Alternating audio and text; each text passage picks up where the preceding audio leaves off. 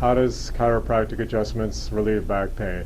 Chiropractic adjustments relieve back pain twofold. Number one is could take the pressure off the spinal nerves that are affecting the pain in the region of low back pain. And number two, by making an adjustment, many times the muscles, ligaments, and tendons will go back to a more neutral type of position, and they will start getting the healing process going where they're not in a constricted tight position. So basically the body is getting signals that will help it go in the direction of a healing process. I'm Dr. Michael Sofer from Central Florida Injury and